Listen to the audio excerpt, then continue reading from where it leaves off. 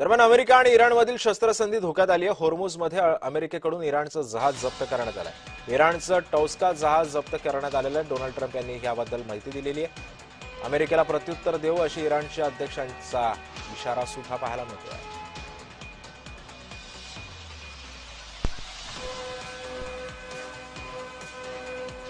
जर खरोखरच अमेरिकेनं अशा प्रकारचा हल्ला करून जर इराणच्या मालवाहू जहाजावर कब्जा मिळवला असेल तर आतापर्यंत अमेरिका जो दावा करत होतं की इराणची नेव्ही आम्ही पूर्णतः उद्ध्वस्त केलेली आहे, एवढंच नाही तर इराणची नेव्ही आम्हाला प्रतिकार करू शकत नाही, म्हणून होर्मुझच्या सामुद्रधुनीचं नेव्हल ब्लॉकेड हे पूर्णतः आम्ही यशस्वी ठरवलेलं आहे। अमेरिकेच्या या दाव्याला एक प्रकारे बळ मिळतं। दुसऱ्या बाजूला जर खरोखरच अशा प्रकारे मालवाहू जहाज जर कब्ज्यामध्ये मिळवण्यामध्ये अमेरिकेला यश मिळालं असेल तर येणाऱ्या काळामध्ये इराण सुद्धा होर्मुझच्या सामुद्रधुनीमध्ये आपली आक्रमकता त्या ठिकाणी वाढवेल आणि एक प्रकारे युद्धाचा पुढचा टप्पा आपल्याला पाहायला मिळू शकतो।